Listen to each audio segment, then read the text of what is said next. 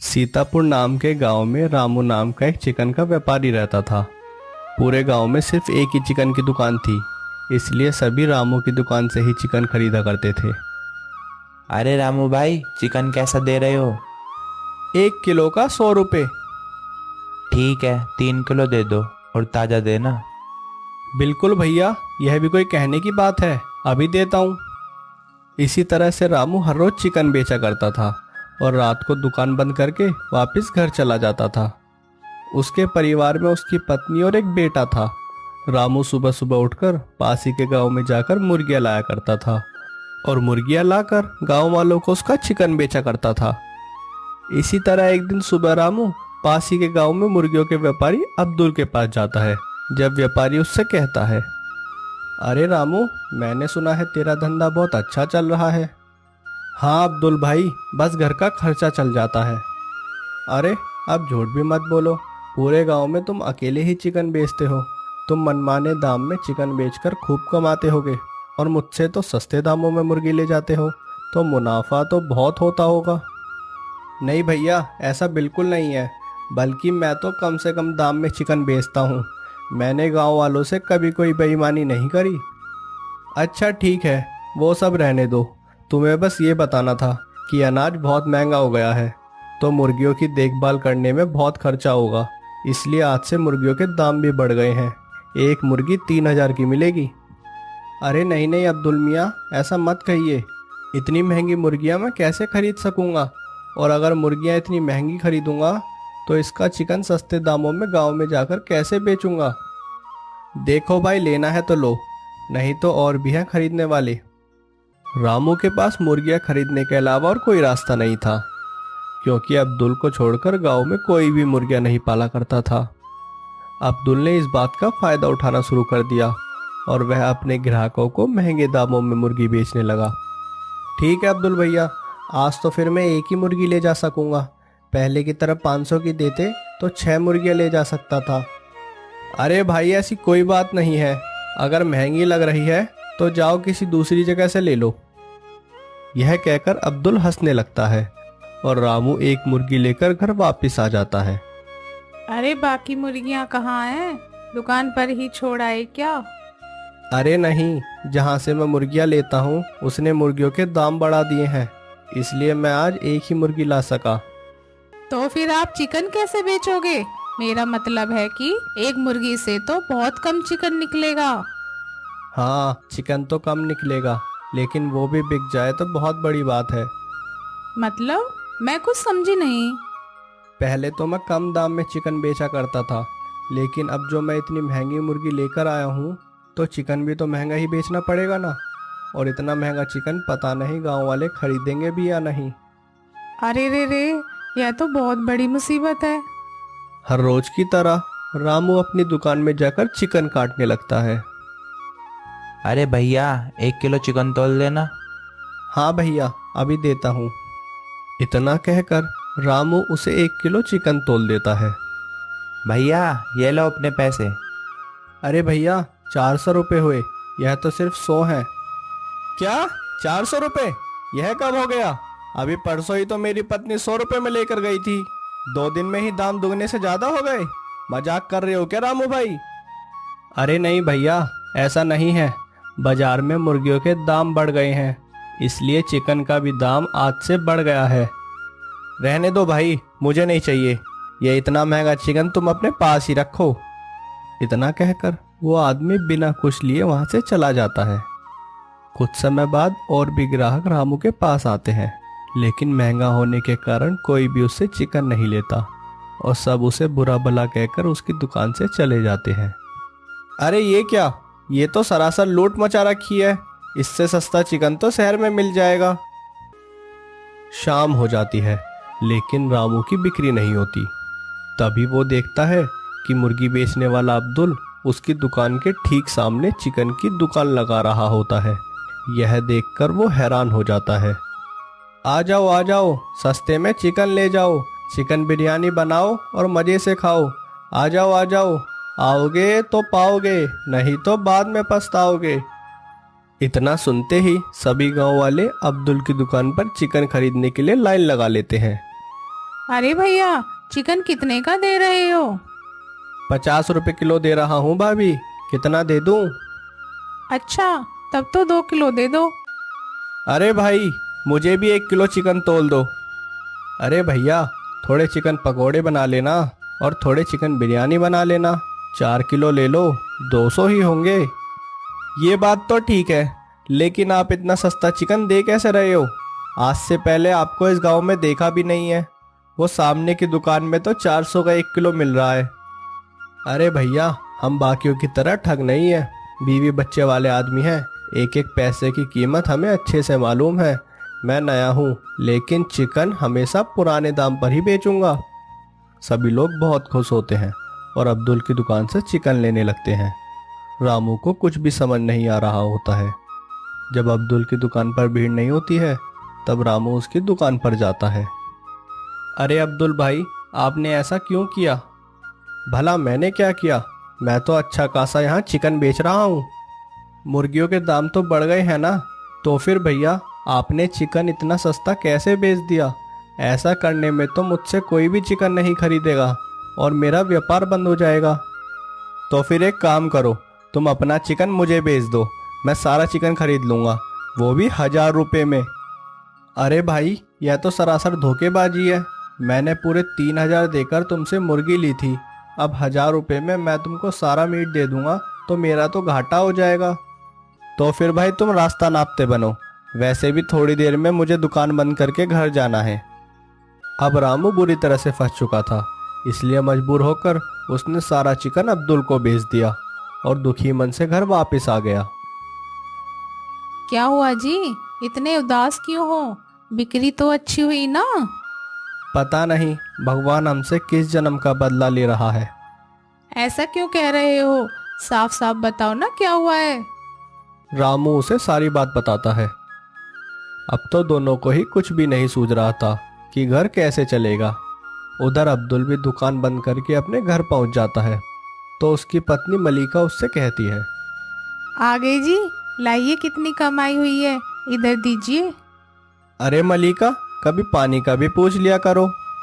ज्यादा मच मत करो, मलिका नाम है मेरा। नौकरों वाले काम कराने हो तो इतना कमाओ कि घर में नौकर चाकर रख सको। अरे तुम भी ना। अच्छा चलो छोड़ो, आज तो पहले से भी ज्यादा कमाई हुई है, पूरे 50,000। आज क्या तिगड़म लगाया तुमने? अब्दुल उसे सारी बात बताता है कि कैसे उसने सस्ता चिकन बेचकर रामू का धंधा चौपट कर दिया। इस पर मलिका उससे कहती है, अरे मेरे मूर्ख पति, मेरे मायके से मिली सोने जैसी मुर्गियों को तुमने इतने सस्ते में कैसे बेच दिया? पता भी है सोने का भाव कितनी तेजी से आसमान छू रहा है।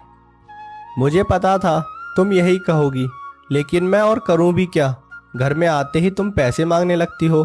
कहाँ से लाऊं मैं इतने सारे पैसे? और तुम्हें ये कहाँ से सोने की मुर्गियां दिखती हैं? मलिका नाम है मेरा, पैसे तो चाहिए मुझे, वो भी बहुत सारे। और हाँ, मेरी मुर्गियाँ किसी सोने से कम नहीं है। अब कल से तुम ठीक वैसे ही करोगे जैसा मैं तुम्हें कहूंगी। मतलब क्या करना होगा मुझे? जानवर को बड़ा करने के लिए और उसका वजन बढ़ाने के लिए शहर में दवाइयाँ मिलती हैं। अब से हम सस्ते दामों में मुर्गियों के बच्चे लाएंगे और उसे दवाइयाँ खिला खिला कर बड़ा कर देंगे और उसी के चिकन को गांव के बाजार में बेचेंगे। मुर्गी का वजन बढ़ेगा तो चिकन बेचने में और भी मुनाफा होगा। समझे मेरे उल्लू पति? पर मलिका, यह तो गलत है। अब तुम मुझे सिखाओगे क्या सही है और क्या गलत? चुपचाप से जैसा कहा है वैसे ही करते जाओ। अगले दिन से अब्दुल छोटी मुर्गियों को इंजेक्शन लगाकर बड़ा कर देता है, जिससे वह कुछ ही दिनों में काफी बड़ी और मोटी हो जाती है। गांव में किसी को भी अब्दुल की इस हरकत का पता भी नहीं चलता और वह सब बेफिक्र होकर उसकी दुकान से सस्ते दामों पर चिकन खरीदते हैं। उधर रामू का चिकन का व्यापार बंद हो गया था, इसलिए वह मजदूरी करने लगा। कुछ समय बाद ईद आने वाली होती है, तो रामू अब्दुल की दुकान पर चिकन खरीदने आता है। अब्दुल उसे चिकन तोल कर देता है। अरे यह क्या? मैंने तो आपसे 2 किलो मांगा, पर यह तो बहुत कम है। हाँ तो देसी मुर्गे हैं, मैं कमजोर और बीमार मुर्गे नहीं बेचता। तभी वहाँ गांव के सरपंच आते हैं और दावत के लिए 100 किलो चिकन का ऑर्डर देकर चले जाते हैं। रामू दूर से सब देख रहा होता है क्योंकि उसे अब्दुल पर शक हो गया था। 100 किलो चिकन के ऑर्डर के लिए इतनी आसानी से हाँ कह दिया। आखिर कहाँ से लाएगा इतना सारा चिकन? इस चिकन में कुछ तो काला है, अब तो देखना ही पड़ेगा। अब्दुल जब शाम को दुकान बंद करके अपने घर वापस जाता है तो रामू भी उसका पीछा करता है और वो देखता है कि अब्दुल और उसकी पत्नी मलिका अपने फार्म में रखे छोटी मुर्गियों को इंजेक्शन दे रहे होते हैं। बस परसों ईद है और तब तक तो ये मुर्गियां कटने के लिए तैयार हो जाएंगी। हाँ, और फिर होगी पैसों की बारिश। आखिर मलिका नाम है मेरा। यह सब देखकर रामू को सब कुछ समझ में आ जाता है और उसने अब सोच लिया था कि वह अब्दुल और मलिका का भांडा फोड़ कर ही रहेगा। ईद वाले दिन अब्दुल 100 किलो चिकन लेकर सरपंच के घर पहुंचता है, लेकिन जब दावत में लोग चिकन बिरयानी खाने लगते हैं तो सरपंच देखता है कि बिरयानी तो कम पड़ रही है।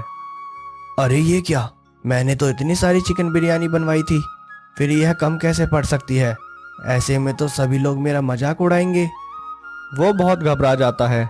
तभी वहां रामू आता है और सरपंच जी को अब्दुल की साली काली करतूतों के बारे में बताता है।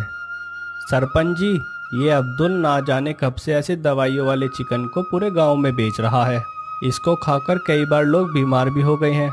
इसने ही मेरे चिकन का व्यापार भी बंद कराया था और इसी की वजह से आज आप भी बदनामी की कगार पर खड़े हैं।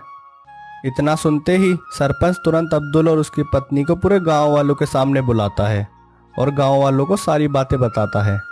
सभी गांव वाले गुस्से में उन्हें मारने के लिए आगे बढ़ने ही वाले थे। तभी रामू उन्हें रोक देता है और उन्हें समझाने लगता है। उसके बाद अब्दुल कहता है, मुझे माफ़ कर दो रामू भाई, मैं पैसों के लालच में अंधा हो गया था। हम दोनों ये गांव छोड़कर चले जाएंगे और एक नई जिंदगी की शुरुआत करेंगे। उस दिन से रामू दोबारा चिकन की दुकान खोलता है और अब उसकी दुकान में पहले से भी ज़्यादा ग्राहक आने लगते हैं। उत्तर प्रदेश के एक भरतपुर गांव में श्याम नाम का एक किसान अपनी पत्नी के साथ रहता था। श्याम की पत्नी बेहद आलसी थी। घर का लगभग सारा काम श्याम से ही करवाती थी। अरे गायत्री, एक गिलास पानी देना, आज तो बहुत थक गया। वहीं दरवाजे के पास मटका रखा हुआ है जी, उसी से पानी पी लीजिए। मैं बीमार हूँ, मुझसे उठा नहीं जा रहा है।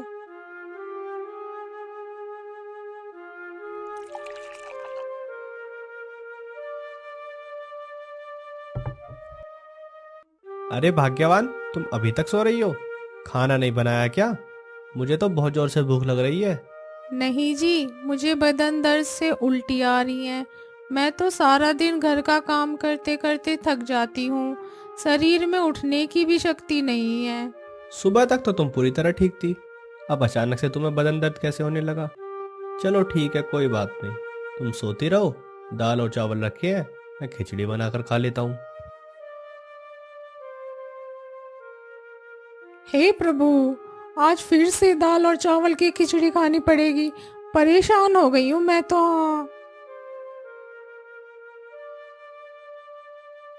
गायत्री, अरे ओ गायत्री, अब तुम्हारा बदन दर्द कैसा है? कुछ नहीं जी, पहले उल्टी आ रही थी और अब सर दर्द कर रहा है। सारा दिन घर का और बाहर का काम करके मैं थक गया हूँ और फिर बाजार से दाल चावल भी लेने गया था। हाँ तो फिर? वो मैं बोल रहा था कि सारे बर्तन नल के पास रखाता हूँ, तुम जरा सारे बर्तन धो देती तो अच्छा होता। नहीं जी, अभी ये मेरे बस का नहीं है। अगर मैंने बर्तन धोना शुरू करा ना, अभी तो सर दर्द हो रहा है, फिर बुखार आ जाएगा। अरे चलो ठीक है, अब मैं ही बर्तन धो देता हूँ।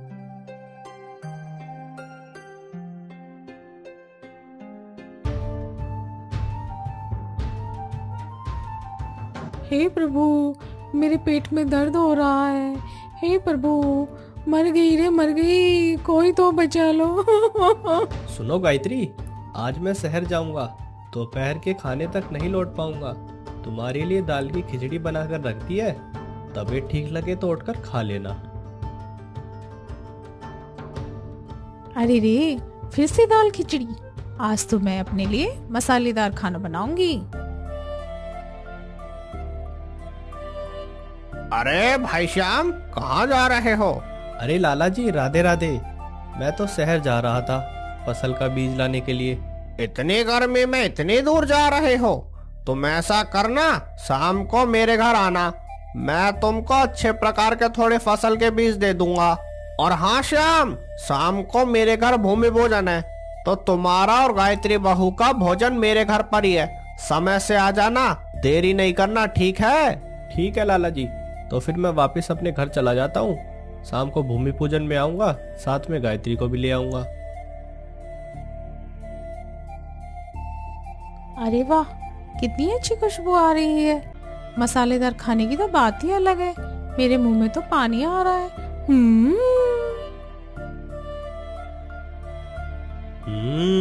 अरे वाह, पनीर की कितनी अच्छी खुशबू आ रही है। लगता है कहीं पास में भोजन पक रहा है।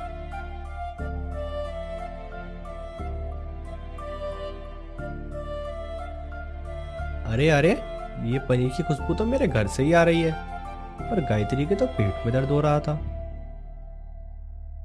ओह, अब मैं सब कुछ समझ गया। यह घर के कामों से बचने के लिए इतने बहाने बनाती है। ठीक है, अब मैं भी दिखाता हूँ तुमसे घर के काम कैसे करवाने हैं।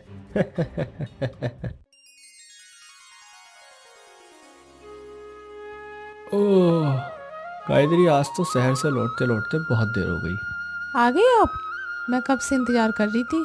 अब कब खाना बनाओगे? मुझे भूख भी तो लगी है। ओहो, मैं तो तुमको बताना ही भूल गया कि आज लाला जी के घर भूमि पूजन थी। वो मुझे शहर जाते समय मिले थे, तब उन्होंने मुझे बोल दिया था। मैं वहाँ से पूरी सब्जी, गाजर का हलवा, रसमलाई, मटर पनीर, रबड़ी सब कुछ खाकर आया हूँ। मेरा तो पेट भरा हुआ है। क्या? पूरी सब्जी, हलवा और रबड़ी भी? तो फिर मेरे लिए क्यों नहीं लाए? ओहो, सुबह तुमने ही तो बोला था तुम्हें उल्टी आ रही है, इसलिए लेकर नहीं आया। अगर इतना तला भुना खाकर तुम्हें और उल्टी हो जाती तो बेफिजूल दवाइयों में पैसा बर्बाद करना पड़ता। अरे, ये क्या मुसीबत है? उल्टी तो सुबह हो रही थी ना। ऐसा करो, गाजर रखिए, उसे खाकर गर्म पानी पी लो, तुम्हारा पेट भी भर जाएगा। मैं तो चला सोने। ओह, हे प्रभु, हलवा, रबड़ी, पनीर सब कुछ मेरे हाथ से निकल गया। अब मुझे गाजर खा के ही सोना पड़ेगा।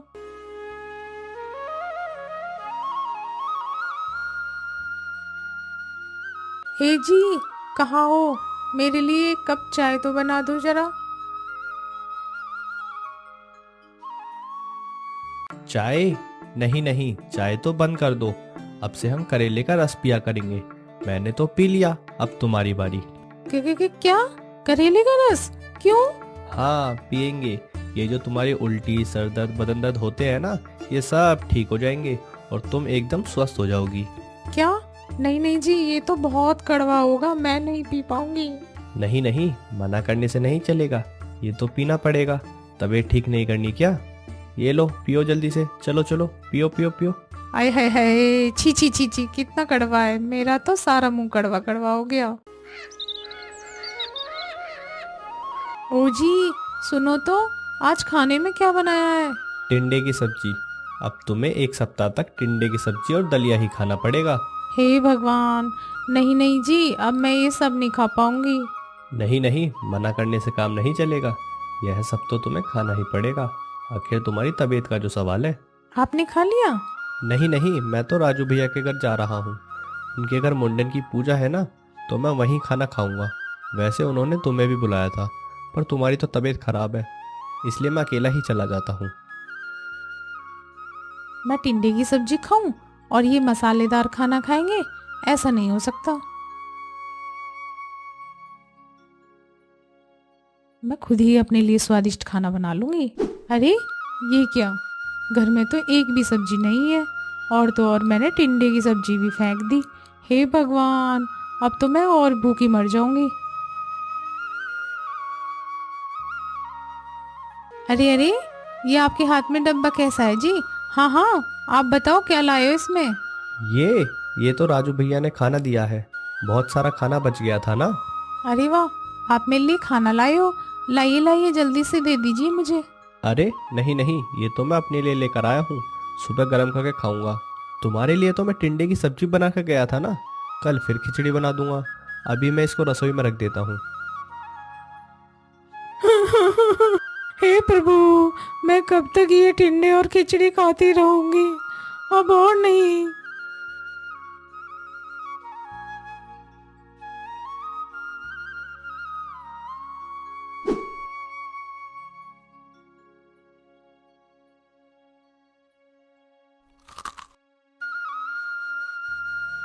अरे क्या हुआ गायत्री, तुम सोई नहीं अब तक?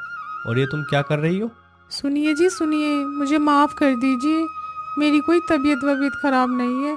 वो तो मुझे काम ना करना पड़े इसलिए मैं बहाने बनाती थी। मैं अब और करेले का रस और टिंडे की सब्जी नहीं खा सकती जी। इसका मतलब तुम काम से बचने के लिए सब बहाने बनाती थी और सारा काम मुझसे करवाती थी। हाँ जी, मुझसे बहुत बड़ी गलती हो गई है, मुझे माफ़ कर दीजिए। कल से आपको घर का कोई भी काम नहीं करना पड़ेगा जी, सब काम मैं ही किया करूँगी जी। वादा करती हो ना कि कल से सारा काम करोगी और कोई बहाना नहीं बनाओगी? हाँ जी, मैं वादा करती हूँ, आगे से कभी भी बहाना नहीं बनाऊंगी जी। दया करके मुझे अभी थोड़ा सा खाना खाने दीजिए ना। ठीक है, खा लो आराम से। वैसे भी मैं तुम्हारे लिए ही लाया था। ये आप क्या बोल रहे हो? सच में मेरे लिए लाए हो? हाँ हाँ, क्योंकि मुझे पता था तुम ये सब काम से बचने के लिए कर रही हो। मैं जानता था कि तुम बिल्कुल ठीक हो और मुझसे झूठ बोल रही हो। हैं? आप सब कुछ जानते थे? हाँ गायत्री, हाँ मैं सब कुछ जानता था। तुमने पनीर की सब्जी बनाई थी, मैं वो भी जानता था। मैंने खिड़की से सब कुछ देख लिया था। तो वो करेले का रस और टिंडे की सब्जी क्यों खिलाते थे? वो तो तुम्हें सबक सिखाने के लिए किया था मैंने। मैं वादा करती हूँ, अब से मैं कभी ऐसा नहीं करूँगी जी।